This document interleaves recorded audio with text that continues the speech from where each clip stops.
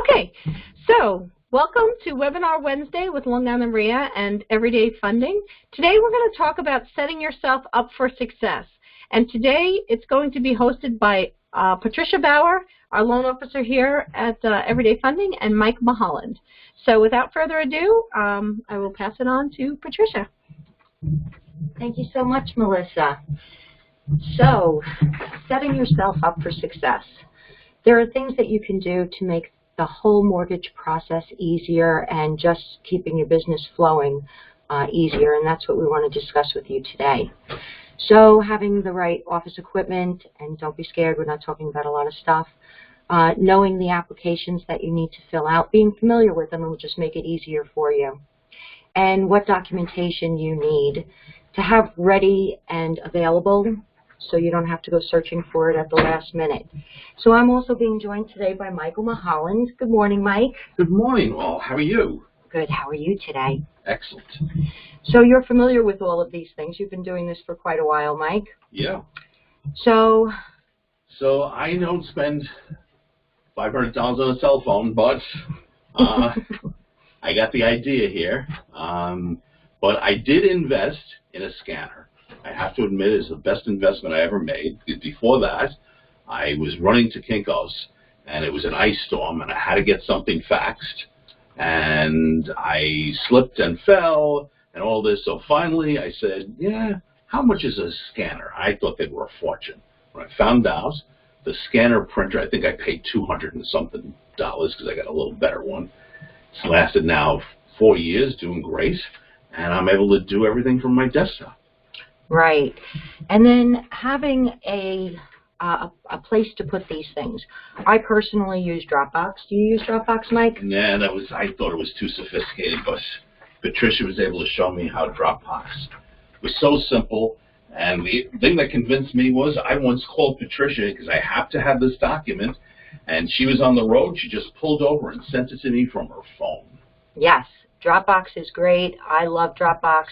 I know a lot of people have told me that they're using Google Drive. It's very similar, but once again, I'm an advocate for Dropbox, and it's on your phone, it's on your computer, wherever you are, you can access any document that you have in there, and you can share it with anybody that you need to send it to. So how does it work? Basically, it's a cloud-based filing cabinet. So you create files, and then you could create sub-files. So I have a file in it labeled My Corporate Documents.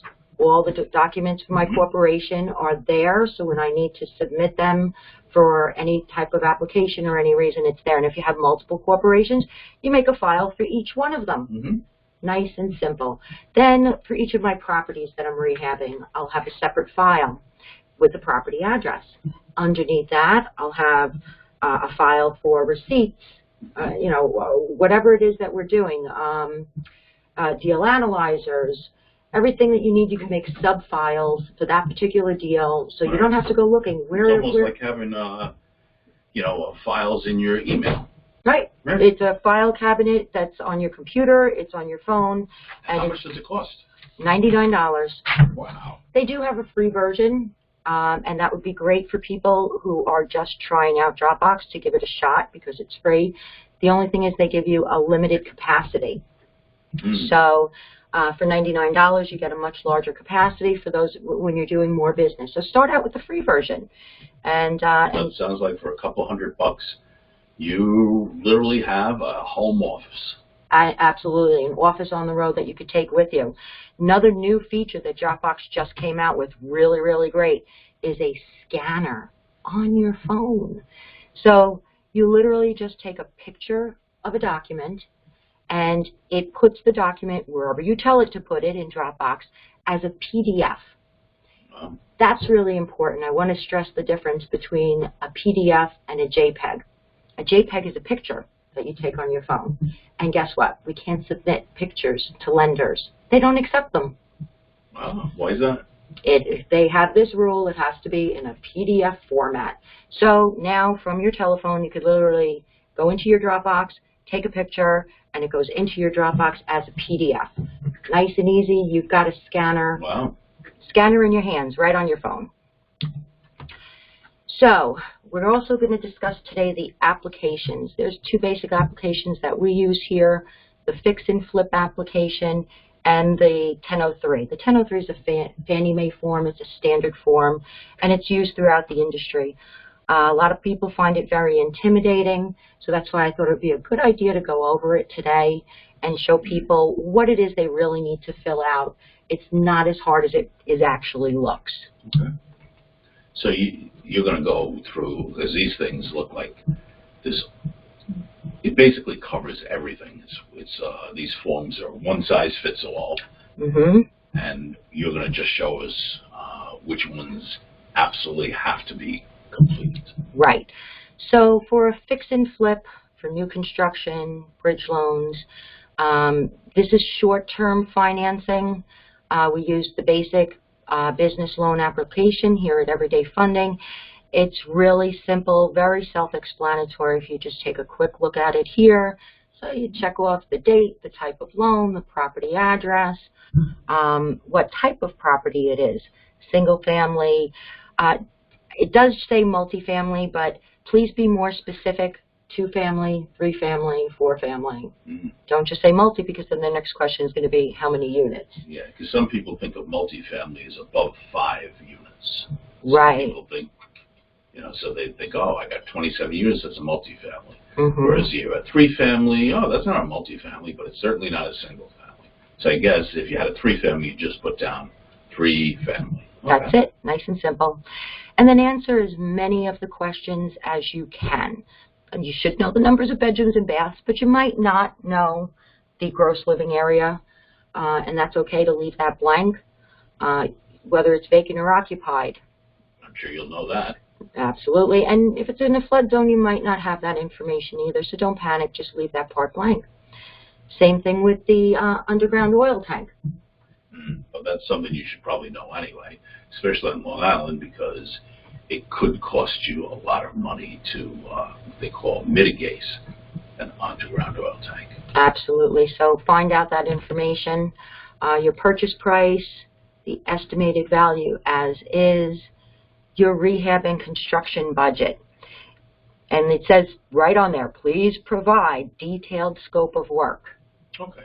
So that sounds pretty simple. So whenever I look at a house, first thing I do is, mine isn't very sophisticated, I walk around the house, I look at the windows. If I think they need new windows, I just count them up. If it needs a new roof, I just put that down, go inside. Most of the fix and flips, you're going to need new bathrooms, new kitchens. You're going to put some sort of flooring. If it's tile, finish the basement. I just write down a line for each one of those. I go to Home Depot and say, how much does a new kitchen cost? Or go into my local guy or whatever it is. And everybody has it. Roof is $7,000. Each window's $250. In our next webinar, we're going to go into this in detail. But basically, you can come up with a basic scope of work. Right, right. And be as specific as you can, like he just said. Kitchen, this is what we're going to pay for cabinets, tile, backsplash, appliances. You don't need to say I'm putting in a molding on the backsplash. Just rough and ready, The backsplash is going to cost me $1,500. Okay, and then we come to the most important number, your after repair value. Okay, this is what they're going to base it off of. Your hard money lenders cap you out at 65% of your after repair value. And these guys are going to actually take a look at after repair. So it's pretty simple. If you're buying a ranch and all ranches in the neighborhood sell for $300,000, you're not going to get $350, or your hard money lender isn't going to say, yeah, you'll get $350. No, they're going to give you money based on what they believe the after repair. So even if you're using Zillow, it's pretty easy. You look up, you got a 3-bedroom, 2-bath ranch, look up everything that's sold within the neighborhood within half a mile in the last 6 months. You get 3 of those and they all sold for $400. Well, yeah, that's your after repair value. If they average out to $375, that's what your after repair value is. So you just need to have 3 of them, and that's it. But again, our next webinar will go into detail on this. Right. Okay, so then they're going to be asking you how much you're looking to borrow. They'll only lend 80% of your purchase price and 100% of the rehab, but remember, they cap it out at 65% of the ARV. And then how much are you putting into it? How much are you putting in for your purchase and your rehab? Property taxes, if it's a refinance, how much of the mortgages and liens and who is the lender? The length of the loan, typically for hard money, you're going to be going for 12 months.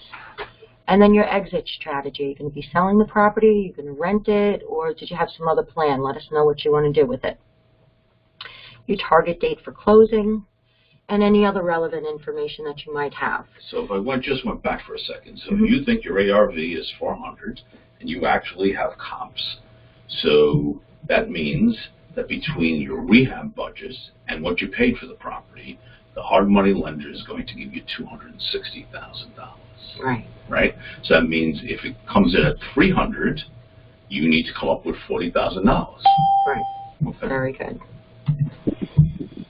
Okay, so the next page, we're going to see the business name. That's the entity that you're going to be borrowing in. Typically, it's an LLC. But if I wanted to borrow money in my name, is that a problem? No, we could do it in the personal name, but why would you want to do that? I don't have an LLC. Well, you're exposing yourself to a lot of risk. LLCs are very simple to set up. They cost a couple $100. The publications are the largest expense. If you go on the Long Island RIA website, LIREIA.com, and click on our resource center, you'll find U.S. Corps, and the link is right there. And just click and they'll help you set up your LLC. It's very fast. I'm not an accountant or an attorney, but it does provide you with extra protection. If something happens, you don't want people coming after you personally. Let them go after your LLC. Okay. You are going to sign a personal guarantee, so they're asking for the guarantor. So that's you. Address is your home address and your relevant experience. They really only want to know what you've done within the past 3 years. If you did some fix and flips 10 years ago, it really doesn't count. And they will be asking to see HUDs from your purchases and HUDs from your sale to prove your experience. Or if you're currently have buy and hold properties, they're going to ask for your leases. Oh, so if I've done these things, I should probably have them in my Dropbox. This way, I can fill out the application really quick, right? Absolutely. Keep everything organized in your Dropbox, and these things will be very easy for you to access later. And then as you keep doing more and more, just keep adding it to that same folder in your Dropbox, so you'll be able to find it without going crazy. Okay, so the rest of it is really very simple. Estimated your FICO score, whatever you think it is. Some of us monitor. If you don't, you should have a ballpark. You could go on to creditchecktotal.com, and for $1, you could gain access to your tri-merged credit report. That's what they're going to be looking at. We spoke about this in our last webinar. There's TransUnion, Equifax, and Experian. Yes, there are other numbers out there that you could get for free, Credit Karma, but it's not those big 3 players, and this is what your lender is going to be looking at. So you should have an idea of what your FICO score is. It doesn't have to be the exact number that you put down there. They're going to be pulling your credit anyway. Your residence status, and they ask, of course, have you had bankruptcies or foreclosures in the last 3 years? And then they give you a list of the documents that you should have available to them, and let's just go over them quickly. Your corporate docs, your articles of organization, operating agreement, EIN. So what's an EIN? It's like the corporation's social security number. Right. You get that from the government. Okay. And it is like a social security number for your company versus you personally. Your purchase contract, if it's an assignment of the contract. If you have a CMA or a BPO from a licensed realtor, it's a good thing to provide at this point in time. Don't go running out and getting one if you don't have it. We are going to do an appraisal either way. But if you have comps that you've been using, send us your comps so we can show that you based your ARV off of something that's a real number. Your scope of work we've spoke about. We'll go into that a little bit more later. And, of course, there's always going to be credit and background checks, so you'll need to sign an authorization for that as well. So that's the fix and flip application. Here's the 1003 that most people get very intimidated by. You don't have to fill out the entire form. Understand that this is a general form that's used throughout the industry for, as you can see here, multiple reasons: refinance, construction. So let's just go over this quickly. The amount up at the top is the amount you want to borrow. The interest rate, you don't know that number right now. Mm-hmm. The number of months, if it's a long-term financing for a buy and hold, you're going to be putting in 360, right? That's a 30-year loan. There you go. And the amortization type, whether you want fixed or adjustable rate. Sometimes you do have that option, so let us know what you want, and we'll let you know what's available. Come down to the property information, the address, the number of units, that you know. The legal description, don't worry about that. We're going to get that off a title report. If you know the year built, that's helpful, but again, don't go crazy over it. Don't stop doing the application because of that. Just leave it blank. The purpose of your loan, what are you doing? Is it a purchase? Is it a refi? New construction? The property will be held. Is this a primary residence? Or is this a secondary residence or an investment property? Then you come down to the construction loan. So you only have to complete that part if it's new construction. So most of us don't have to worry about that. If it's a refinance, you need to complete that next section. The year acquired, your original cost, amount of existing liens, and the purpose of the refi. Is it just a rate and term? You're just looking for better interest rates, or you're looking to get some cash out? And then improvements. Have you done improvements to the property since you purchased it? Have the improvements already been made, or are they to be made, and about how much you've spent on them? That's easy enough. Right, it's not that bad. The title will be held in what name? That's where you have an LLC, right? Right. So if you're putting the property in your personal name or in your LLC name, this is where you indicate how it's going to be held. Don't worry about the manner of which it will be held, but over to the right you see the estate will be held in. It's always in fee simple. The source of your down payment and settlement charges. Typically it's going to be cash on hand, IRA. Then you come down to your borrower's information. For the borrower's information, that's you. Don't put your LLC name there. You put the LLC up higher. We already told them how the title was being held. This is where they're looking for your personal information. They are going to run a credit report on you. So they need your name, your social security number, your home phone, date of birth. Yeah, years of school, they always ask for that. You have to put that social security number, right? Yes, don't leave the social security number blank, otherwise they can't pull your credit and your application is going to be on hold. And we keep those things locked up so that the social security number is not like somebody can break in here and steal your social security. Right, everything's in locked drawers. And whether you're married, number of dependents and the ages, the present address, that's where you live right now. And please indicate whether you own or rent, and for the number of years.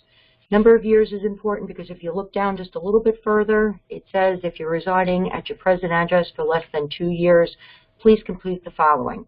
They're only looking for the last 2 years. That's it. Okay, it's the same information for your borrower or your co-borrower, which is over to the right. And my screen is not changing. Okay. Okay, we'll get the screen changed in a moment. On the next screen, they're going to be asking you for your assets, which is simply your bank accountants. Don't put down the account numbers. Just tell me Citibank. I have a savings account with $5,000, a checking account for whatever you have in your checking, your IRA. Oh, did they skip a page? Yep, there we go. Okay, I'm sorry, we skipped a page here. Technical difficulties, please stand by. Okay, so we back to the borrower information. So the name and address of your employer, whether or not you're self-employed, and how long you've been there, how long you've been in that line of work, your position, your title, and a business phone number. And again, if you're there for less than 2 years, they want your previous employment information. Down below that, you'll go down to your monthly income. If this is a buy and hold property, that's not something you need to fill out. If it's a fix and flip, you could fill it out. Just let them know what it is you do and how much you make, and that just gives them a little bit more of a comfort zone.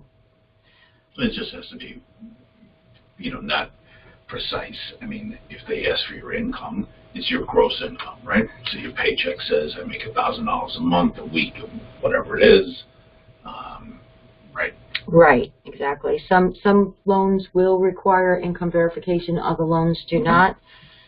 But you should be basically prepared to have this information. Be prepared, be ready. This is what's on the application. We just want you to be familiar with it. That's all this is for right now. So we go over to your housing expenses.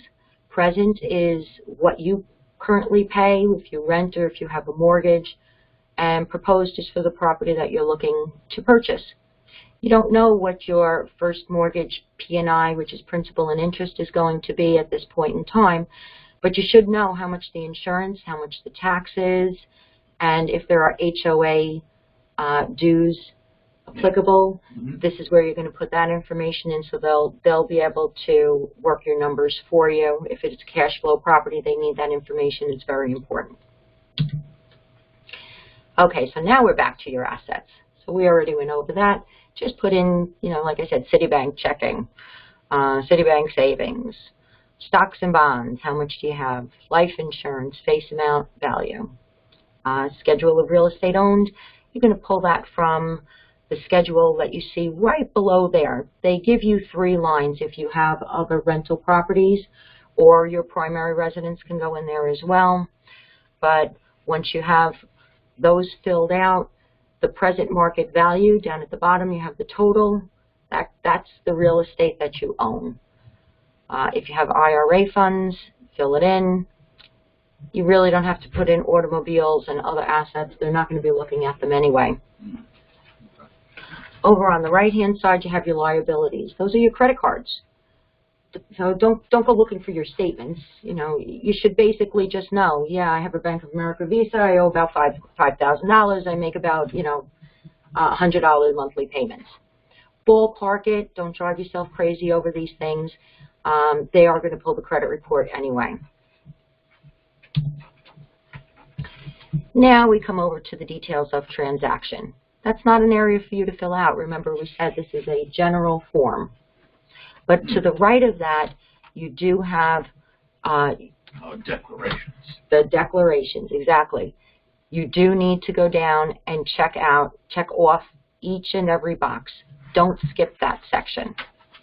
Okay. So overall, this looks more intimidating than it is. And I see the declarations are pretty easy. Outstanding judgments, it's yes or no. Bankruptcy, it's pretty simple, 7 years. If you had a bankruptcy 8 years ago, you're safe. No, right? It's a no. It's a no. It's a no. Yeah. Yeah, and then sign it. Don't forget to sign. Okay. All right, so I know the form looks intimidating, but that's why we just wanted to go over it with you quickly. It's not as difficult as it looks, and we're happy to help you fill it out.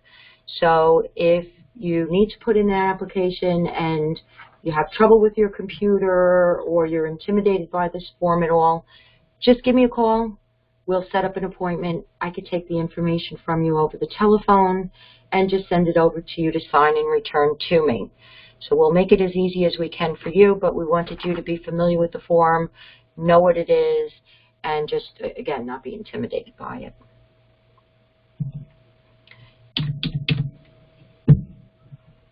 Okay. So let's get this screen to change to the next screen. Once again, technical difficulties. Okay, here we go. So we talked about the documentation that you're going to need to have available. Your corporate docs. For an LLC, they're going to be looking for your articles of organization, your operating agreement, and your EIN. This is where I always have a problem because I got to go dig up those books, take copies. But now that I'm getting Dropbox, I'm just going to have them in Dropbox so that every time you ask, I just send them right out to you. Right. I actually have two. I have an LLC and an S Corp. They're slightly different, and I can never find all the documentation. Right. So just keep them in separate folders in your Dropbox, and it's there. You don't have to go searching for them. For the S Corp, very similar. They need articles of incorporation, your bylaws, and your EIN. I have seen operating agreements for S Corps, but that's a little rare. Typically, you'll have your bylaws. Mm-hmm. But just once again, just have all your corporate documents ready, and so you don't have to go crazy looking for them later. They'll also ask for a picture ID, a photo ID. Typically, it's a driver's license. And some will ask for your Social Security card. I've been told many times I haven't seen my Social Security card in years. So that's right. The last one I took out, they broke my shoes so much I had to actually go to Social Security to get a card. Right. Yeah. Well. But that's rare. Right. If you have a passport, that would suffice, or the first page of your tax returns has your Social Security number on that as well. Nobody lies about that. So. Right. So just get these things together. I like to keep them in the Dropbox with my corporate documents because they're going to ask for all of these items at the same time. Mm-hmm. So you have it ready to shoot out as soon as you need to put in an application. And of course, your contract of sale. Your experience, we spoke about that. Yes, so nobody's going to give you a loan unless you actually have a contract, right? Absolutely. You can't put your application in without a contract of sale. Right. So if you a binder, but both sides haven't signed the contract, you can't even start the process, right? Right. The binder won't start the loan application for you. We do need to have the contract of sale. For your experience, start yourself an Excel spreadsheet. And just, property address, buy and hold, fix and flip, date purchased, how much, date sold, how much, and then just keep adding to it. This way, once again, you don't have to go looking for all that information and, I have to type this up.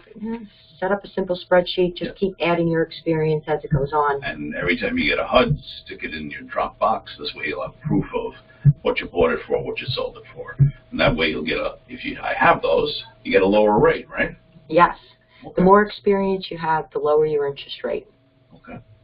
And I see the last one is scope of work. That's where we need a couple of weeks so that we we come up with a simple form so that with pricing on it, and I think our pricing will be pretty fair for the Northeast.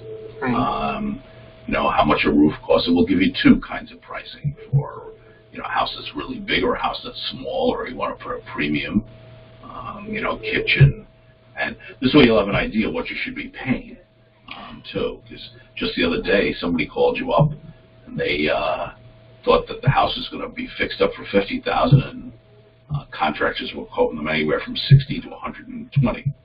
Right, and that's quite a range. Right. 60 from one contractor, 120 from another contractor. If you don't know your scope of work, your contractors can really take advantage of you. So if you go in there, meet with your contractors with your scope of work already written up, hey, $8,000 in cabinets. And they turn around and say, oh, no, the cabinets are going to be $15,000. So you ask them to say where you're getting your cabinets from, because I have a quote from a cabinet company, or you can even go online, Home Depot, their top-of-the-line cabinets cost this. Yeah, they are. A good rule of thumb is, this is how I always price cabinets. I always look at the cost of a base sink cabinet and then I compare those. So usually the base sink cabinets are the most expensive one. Those are the ones where you're going to put your sink in. And if you have 5 different kitchen types, you're able to compare those. And you can ask the contractor for that. And this way, either they'll become legitimate, or they'll figure out that you know what you're doing and leave you alone. Right, or you'll tell them, well, these are the cabinets that I want to use, and I'm going to use the ones that you want to buy. Right. Doesn't fit in my budget. Yep. So we will go over the scope of work in our next. And we'll probably also do one where we'll do how to figure out if you have a decent deal or not. So we'll go through, you bought it for this, your ARV is this, your closing costs are this, your hard money is this, your scope of work, and then you'll be able to make a much better informed decision. And that's what we're going to do the next time. But thank you so much for attending. And okay, so at this point we do have a couple of extra minutes left. If anybody has any questions, we'll open up for a Q&A.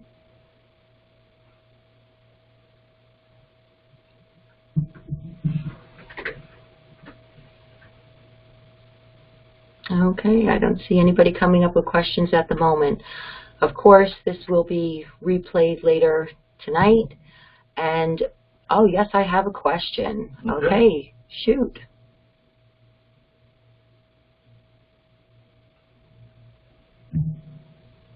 Can you hear me? No, but I could see you typing.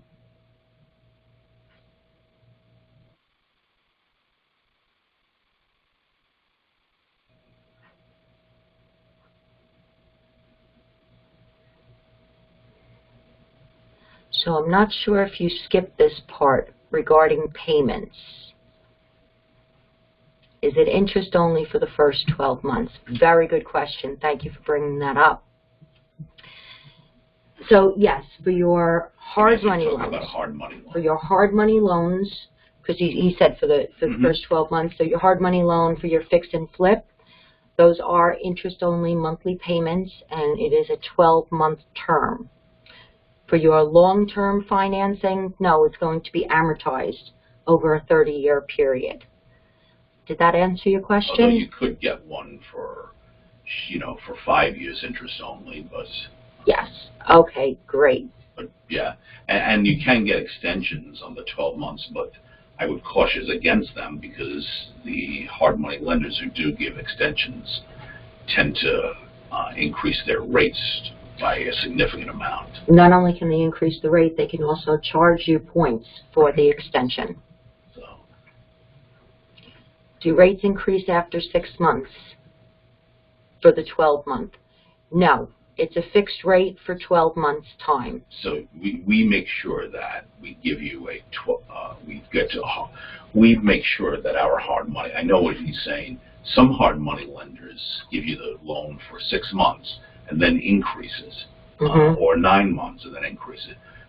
Well, we disclose up front, or we won't deal with anybody that does that. It's always 12 months fixed rate. After 12 months, you'll probably get a bump up in points and rate. Right. I actually personally dealt with a company on one of my flips, and the loan was a 12-month loan, but in tiny print, it said at the 9-month mark, there'll be 1 basis point charged. So to go beyond that 9-month period, I had to pay an extra point. I didn't realize it at that point in time, and of course, I thought I was going to be in and out of this flip really quick. I hit that 9 months. I had to pay an extra point.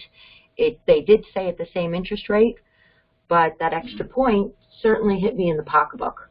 Right. So we do not deal with those types of loans. We just do 12 months. You get the full 12-month term. The interest rate stays the same for the whole 12-month period, and it's only if you have to get an extension for one reason or another that you may get an increase in interest rates, and you'll definitely be charged a fee. But after 9 months, you should have a pretty good idea how the project is going. If you need an extension, contact us immediately so that we can make arrangements. All right. Sometimes we can. Oh, awesome. Thank you. Thank you so much. So if you have any questions, There's another one. oh, here's another one.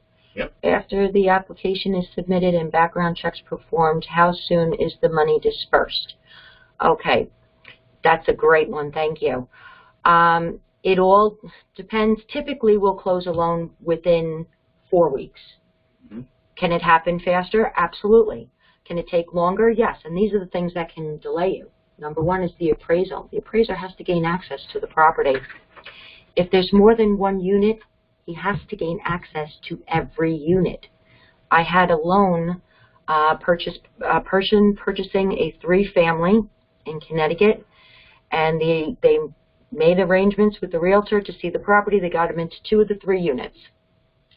Well, he couldn't finish the appraisal because he couldn't get into the 3rd unit. It took them a week and a half to gain access to that 3rd unit. Then the appraiser had to go back, finish the report. So now this report ended up taking close to 3 weeks for me just to get the appraisal report. So there was a big delay. The other thing is they do is, so I'll just make the numbers up. You're purchasing a property for $100,000. You put $20,000 down, and the lender is lending you $80,000 for just the purchase. They'll give you that money at closing immediately. Now, you produce a scope of work that said, I'm going to put in a new roof and new windows, new kitchen, etc., and it's going to cost me $60,000. They won't write you a check for $60,000. They will write you a check for a small amount. So you have to tell them, I'm going to put in the roof and the windows. And you put in your scope of work, the roof and the windows are going to cost $15,000. They're releasing $15,000. Once you've completed it, they send an inspector over, they inspect it, and they say, okay, what are you doing next? I'm doing the kitchen and bathroom. Okay, how much do you need? $25,000. They write you a check for $25,000. If anywhere along the line you didn't complete the roof and you didn't complete the windows, they're not giving you any more money. So they control how much they give you. That's why the scope of work is really important. You can't say, I'm going to put the windows in for $1,000 and the roof in for $5,000. They're going to give you $6,000, and if it turns out that it's $15,000, you're going to have to come up with the money. So it's a very controlled arrangement. Right. And as you were just inferring, they will release the money for rehab in draws. Right. Like you said, they're not just going to give you the full amount up front. Here you go, go fix and flip the house. So they escrow the funds for the rehab. As work is completed, you will call for a draw. They will send an inspector over, and the inspector is going to check the boxes according to your scope of work. Now, if you told the inspector that it's 2 floors and we're going to be painting both floors, it's going to cost us $8,000 for interior painting. Inspector comes and only 1 floor is done.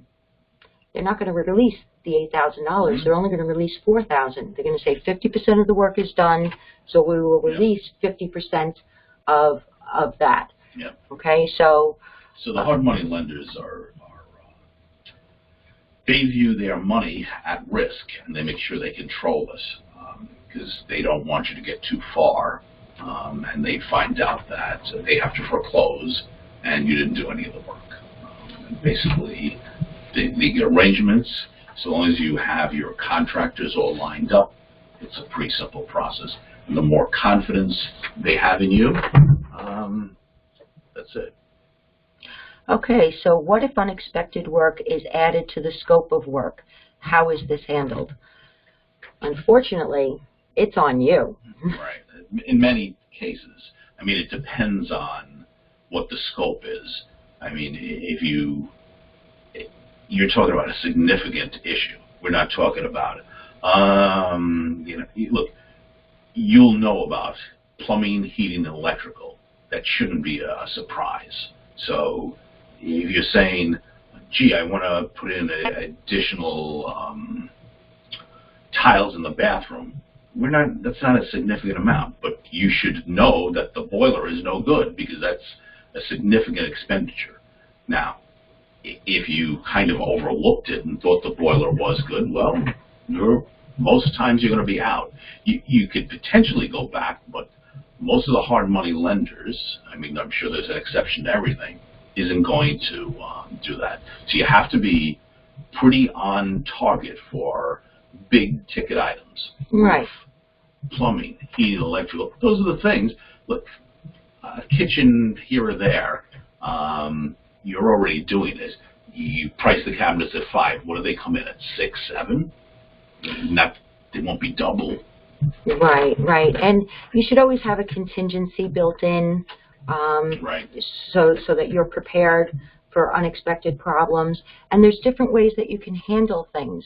Okay, unfortunately the boiler went and you thought that the boiler was in good condition. Well, maybe you can use a less expensive tile. Doesn't mean that it's not going to be nice, but instead of getting the, $5 tiles, get the $2.50 tiles. So you might have to add in one area, but you can, trim down in another area. I think what very important is keep in touch with us. Let us know what's going on. We might have solutions, because I assure you, we ran into every mess there ever was. Exactly, exactly. So come to us, keep the lines of communication open, and we're going to help you along with your project. That's what we're here for. All right, so if there's no more questions, thank you very much. Hopefully you'll tune in next time, and we'll go over a lot of this stuff in detail. Have a great day. Thank you so much for joining us.